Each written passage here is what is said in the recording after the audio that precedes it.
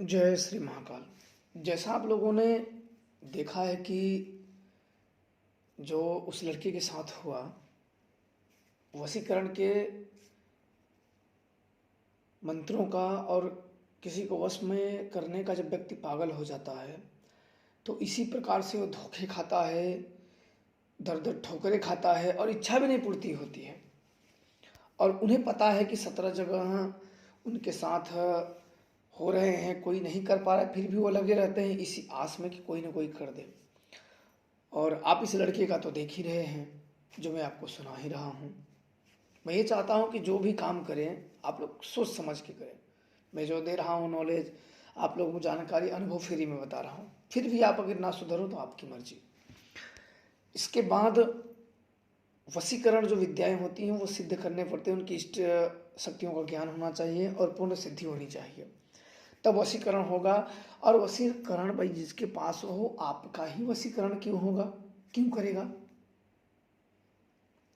और आपने देखा कि उस लड़के का चंदूनाथ अघोरी, जो अपने आप को अवघड़ मानता था, उस गांव का सिद्ध मानता था, वो चपत हो गया।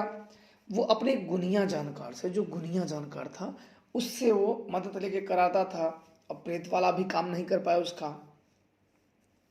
तब उस गुनिया ने वो मंत्र दिया था मुंडवाहिनी का। शमशान की एक भयानक शक्ति होती है, ये अवघड़ों की परम शक्ति होती है। वशीकरण में और शत्रु भेदन में शक्ति माहिर होती है। इसका एक दिन में सिद्धि हो जाती है। पूजा खर्चे वाला था, लेकिन लड़के भाई प्रेम के लिए वही मरता क्या न करता। प्रेम के लिए वो कुछ भी करने के लिए आतुर था। तो उसने अब अपने काल को, अपने साक्षात्कार, उसने अपने मृत्यु का आवाहन कर लिया था। मुंडवाहिनी का आवाहन करने का मतलब है उसे बिरला ही सिद्ध अवघड़ ही साध पाता है, ऐसे कोई साध नहीं पाता है। उसने चुनी। और मैं आप लोगों को बता दूं, पहले भी बता चुका हूं कि इस प्रकार से तंत्र मंत्र की साधनाएं नहीं की जाती है। आपको अस्थि माला पूजन, सुरक्षा, पोठ पूजन, स्थान पूजन, स्थानीय देवता, अन्य भी बहुत प्रकार के पूजन होते हैं जो कि साधना में करने होते हैं। और कुछ नियम होते हैं जो साधना काल में मानने पड़ते हैं। उसे इसका पता नहीं था। शायद उस गुनिया को न पता हो, क्योंकि उस गुनिया ने स्वयं मुंड वाहिनी का साधना नहीं की थी। क्योंकि उसने कहा था कि मैं ये साधना नहीं की, अगर सफल, ये अविष्ट कार्यों की सिद्धि कर देती है। जिस कार्य के उद्देश्य से इसका जपा जाए, मुंड वाहिनी का, प्रसन्न होने के बाद वो कार्य कर देती है। प्रसन्न होने के बाद, मेरे बात का आप लोग मतलब समझ जाना कि प्रसन्न होने के बाद ये कार्य को कर देती है। अब इस लड़के को, उस लड़की को पाने का भूत सवार था। भाई जानते हो, जिसके सिर पे भूत सवार हो उसे ज्ञान का उपदेश नहीं समझ में आता है। उसे किसी भी प्रकार का ज्ञान वो अपना विनाश करके ही मानता है। उसे किसी भी प्रकार का ज्ञान या तर्क कुतर्क से आप साध नहीं सकते हो। उसने भी चुना इसका, उसने चुना मुंडवाहिनी का, जो कि एक परम यक्षिणी की परम सिद्धि है। इसकी ज़्यादा इसके बारे में उसे नॉलेज नहीं था, चल दिए इसकी सिद्धि करने। इसकी इष्ट देवी कौन है, इसकी इष्ट शक्ति कौन है, उसे भी ज्ञान नहीं। और आजकल के लोग यही सबसे बड़ी गलती करते हैं कि आप लोग मंत्र दुनिया भर के, इसको 10 महीने में 10 गुरु बनाओगे, 10 प्रकार के मंत्र करोगे, पर उस मंत्र की इष्ट शक्ति कौन है कोई पता नहीं, ना देने वाले को ना लेने वाले को। और यही कारण होता है कि तंत्र शक्तियों के, बाकी आप लोग अपने अलग अलग संसाधनों से खोज सकते हो। जीवन आपका है, मूल्यवान है, जरूर इसके बारे में सोचिएगा। पैसा भी दे रहे हो, जीवन भी दे रहे हो, तो इस प्रकार के काम ना करें। तब इस लड़के ने रात के समय कुछ पैसे देके उस शमशान के जो डोम होते हैं, डोम बोलते हैं वहाँ के, जो आग देते हैं, जो इंसान होते हैं मुर्दा लेके जाते हो जलाने के लिए, तो उसे डोम बोलते हैं। तो उसको कुछ पैसे देके शमशान का बंदोबस्त किया, ताकि उसको बीच में कोई खंडित करने के लिए नया शमशान पैसे देके खरीदे जाते हैं। क्योंकि ऐसे अड्डे बड्डे नहीं कि मुर्दा जलता उसी में चले जाओ। शमशान जो जागृत हो या जो गुरु का आदेश हो। तो उसने वो शमशान किए सारे, उसने व्यवस्था पूजा किए। अब करने के बाद रात 1 बजे से उस विधान में था, उस गुनिया ने कहा था कि 1 बजे से इसका जप किया जाता है और उतने मंत्र पूरे करने पड़ते हैं। उतने मंत्र पूरे में होने में ये मंत्र स्वयं सिद्ध हो जाता है और वो देवी आती है अभिष्ट कार्य, वो प्रत्यक्ष आती है, अप्रत्यक्ष रूप में नहीं, वो प्रत्यक्ष रूप में आती है देवी। अवघड़ी शक्तियाँ ज़्यादातर प्रत्यक्ष रूप में आती हैं और उसने कोई लेवल, देखो कई लेवल होते हैं।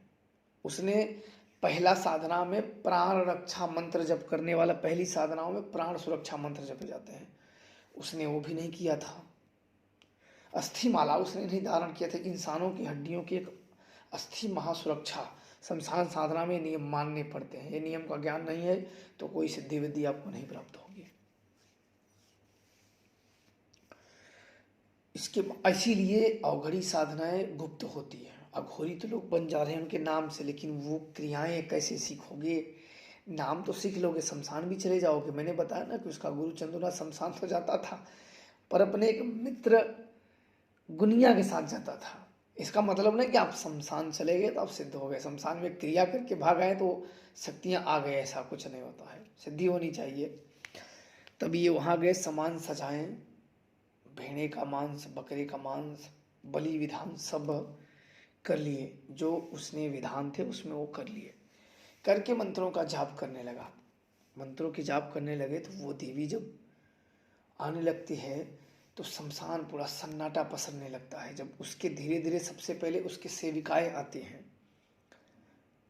38 सेविकाओं से पूजित है और 42 सेवक उसके हैं।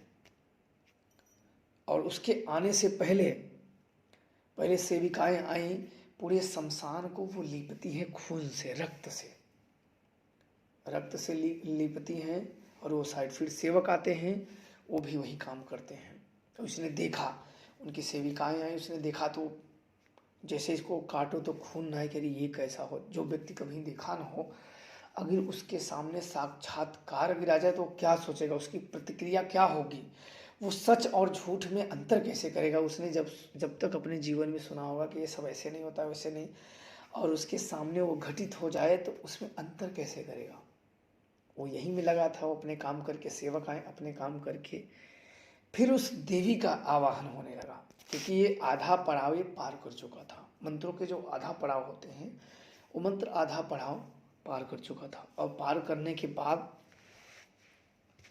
तब वो देवी आई, एक प्रकाश कौंधा आया और देवी एक क्षण में ही प्रकट हो गई सामने, थोड़ा दूर पे, एक सिंहासन पे, मुंडवाहिनी, पूरे बाजुओं में मुंडमाला थी, गले में मुंडमाला थी, कमर में मुंडमाला थी, अस्थि माला थी।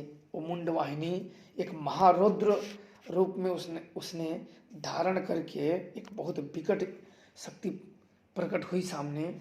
और उसने ऐसा स्वरूप तो देखा न हो, कोई डरपोक आदमी देख ले तो अपने प्राण वहीं छोड़ दे, अपने प्राण वहीं छोड़ दे। इसके मुंह से तो जैसे जुबान ही बंद गई हो कि क्या बोले। सब उसके जो सेवक थे साइड में खड़े होके, उल्लू चमगादड़ सब भाग गए हैं, भूत प्रेत सब शमशान से भाग खड़े हुए, कीड़े मकोड़े सब भाग गए शमशान से। इसके बाद उसने कहा, कौन है रे तू? बड़े कर्कश बड़े शब्द में, क्योंकि ये शक्तियाँ, अवघड़ी शक्तियाँ जब वार्तालाप करती तो बड़े कर्कश शब्द में बोलती हैं, बड़े क्रोधित शब्द में। कौन है रे तू? और 3 बार ही बोलती है, 3 बार बोलती है। और इसमें आवाज ही इसकी नहीं निकली कि कौन है, क्यों आया है। और इसके बाद वो क्रोध में आ गई। मुंडवाहिनी जो एक परम शक्ति है, शमशान की एक परम शक्ति है, कोई भी अवघड़ हो इस शक्ति को नमन करता है। कोई भी अवघड़ हो इस शक्ति को नमन करता है। अवघड़ों की महासुरक्षा प्रदान करने वाली ये मुंडवाहिनी शक्ति होती है। अवघड़ का कोई भी, इसके यही होता है, अवघड़ की महासुरक्षा प्रदान करती है मुंडवाहिनी। इसके होते हुए कोई भी बाल बांका नहीं कर सकता है। और अवघड़ की परम शक्ति होती है। परम शक्तियों में से एक शक्ति ये भी है मुंडवाहिनी। हर अवघड़ इन्हें प्रणाम करते हैं, मैं भी प्रणाम करता हूँ इन्हें। पर उसने जब गुस्से में जब गई तो अब उसका आगमन, वो जब गुस्से में हो गई तो अंतर ध्यान हो गई। अब उसका प्रधान सेवक प्रकट हुआ सुद्धराम। ये बहुत क्रूर शक्ति है और उसको जाने का मतलब है कि मुंडवाहिनी क्रोध में आ गई।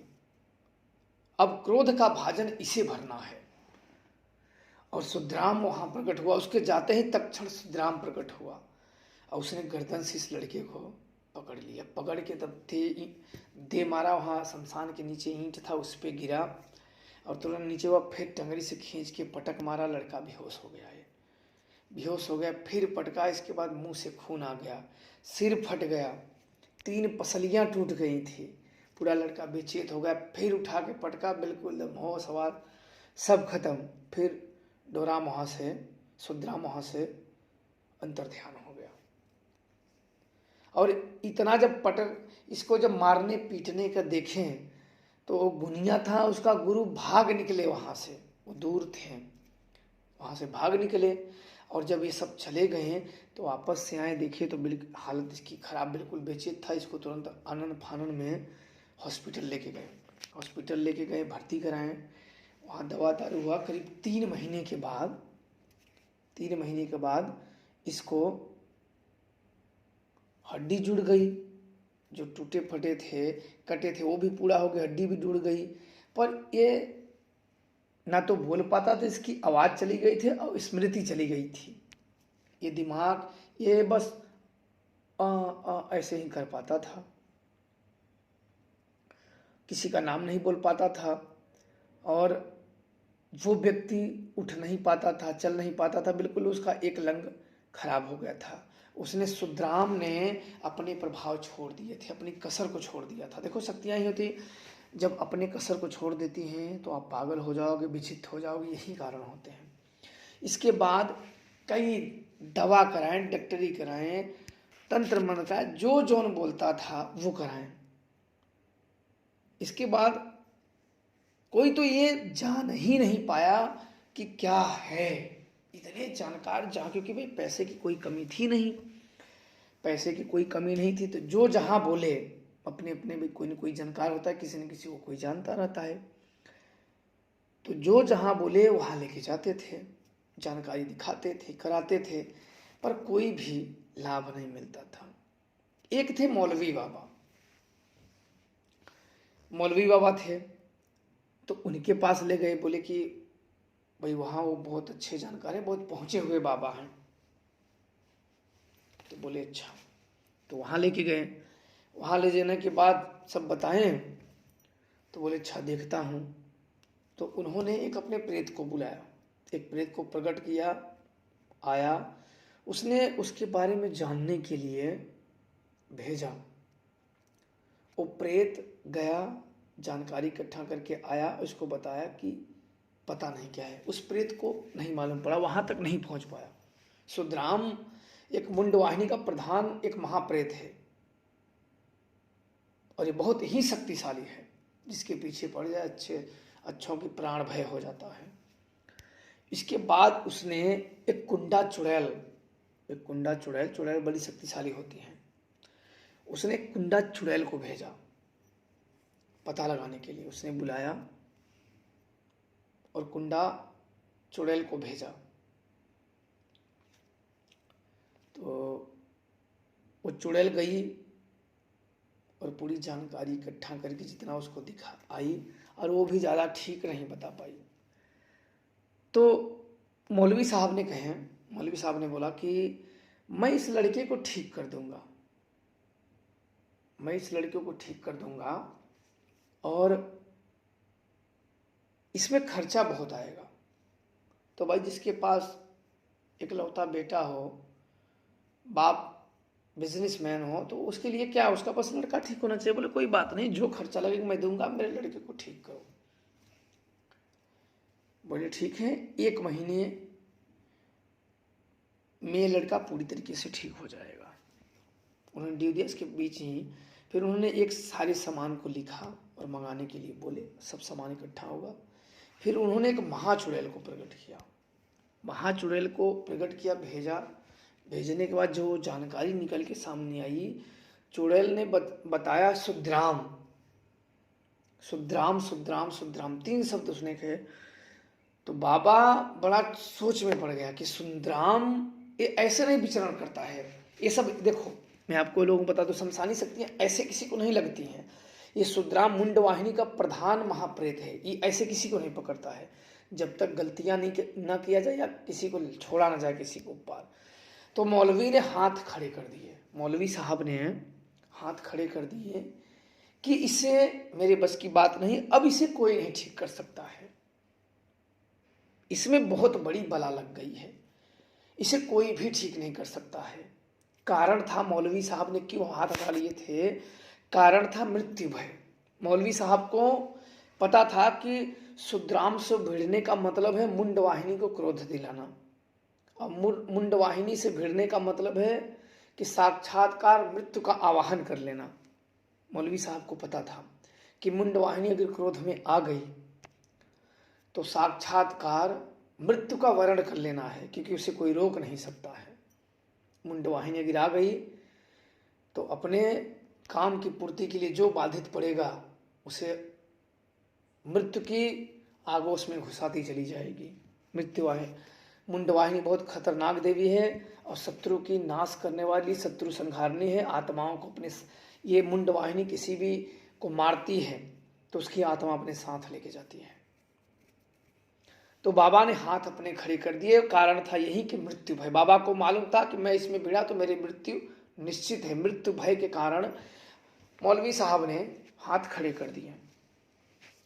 अब फिर कई 6 महीने तक बीता, लड़का उसका वैसा था।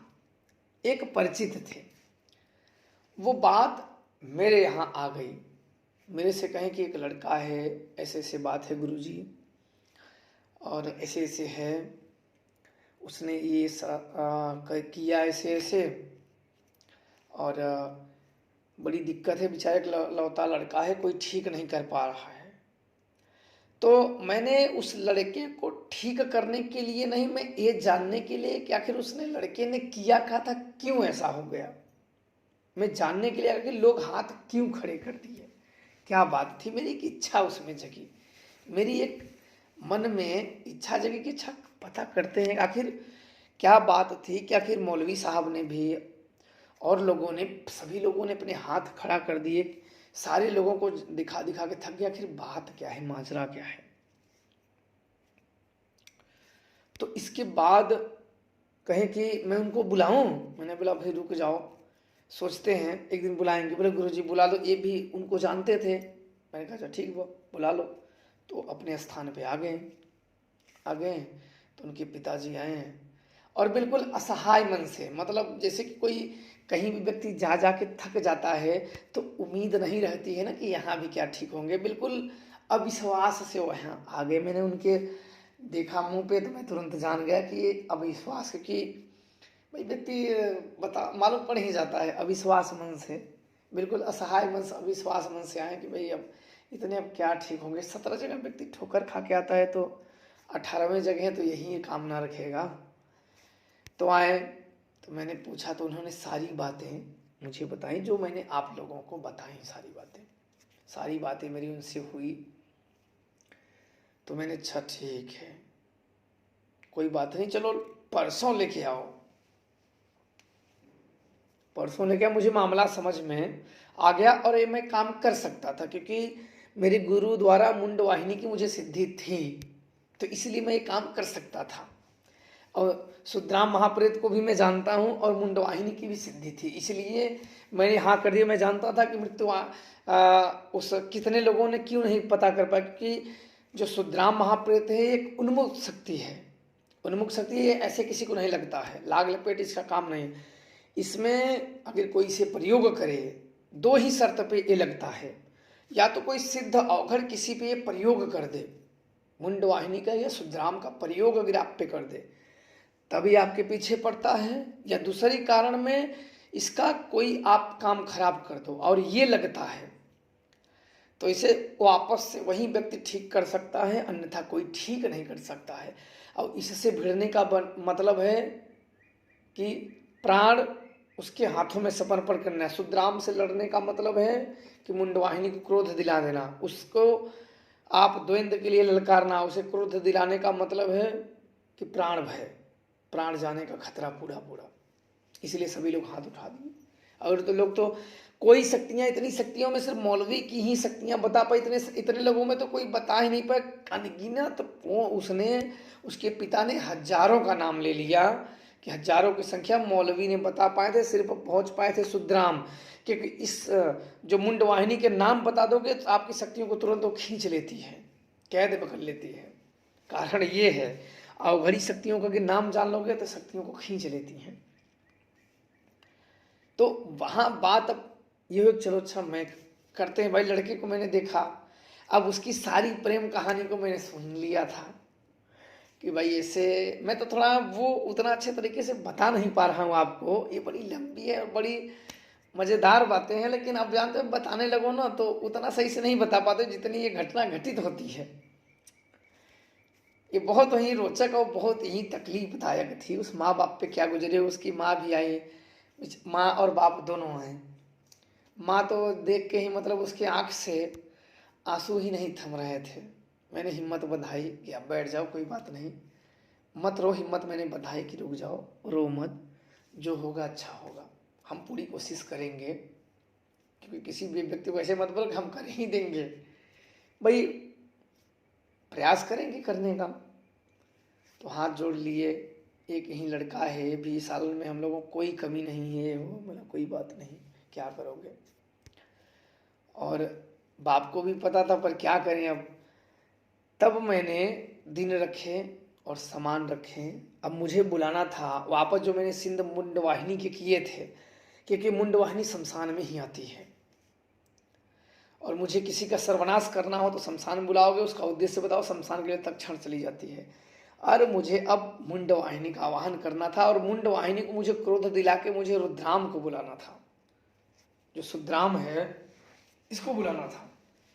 अब मैंने पहले अपने खोजी भेजा, मैंने बुलाया सुजान को, वो आया। जब उसका मैंने ध्यान किया बुलाना, तो उसके माता पिता भी जहाँ मैं बुलाया था थे, तो मैंने उन सबको बाहर कर दिया। क्योंकि सुजान आता है तो मेरे अलावा किसी और को अपना शत्रु मानता है, मेरे अलावा अगर मेरे साथ कोई और हो तो वो अपना शत्रु मानता है। इसलिए मैं सभी को बाहर कर दिया। कोई भी व्यक्ति हो तो उसी को उसी का वो अहित कर देगा। इसलिए वो अपने, मेरे अलावा किसी को भी अपना शत्रु मानता है, इसलिए सबको बाहर कर दिए।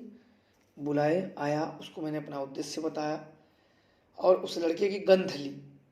गया, उसका लड़के की गंध ली तो उसने बोला कि ये सुद्राम का काम है, सुद्राम ने इसकी बुद्धि को विक्षिप्त कर दिया है, इसको अंग भंग कर दिया है, सुद्राम है, उसने नाम बताया। अब मेरे पास प्रश्न हो गए थे, उत्तर भी मुझे इसका पता था कि इसकी काट क्या है। अब मुझे सबसे पहले देखो यही होता है कि मालूम हो, देख विद्या द्वारा मालूम हो कि कहानी क्या है, तभी आप उसे काट सकते हो। मैंने सुजान का भोग दिया और उसको वापस किया, वो चला गया। अब मुझे करना था, अब उसका काम जो था वो कर गया था, अब ये क्रिया मुझे करना था।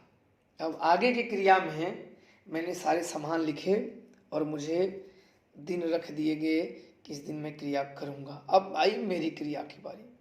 अब जो क्रिया आएगी आप लोगों को अगले पार्ट में बताएंगे, तब लोग आप खुशी रहो और प्रसन्न रहो। देवी महाशमशान काली और महादेव की कृपा आप सब पे बनी रहे। जय श्री महाकाल।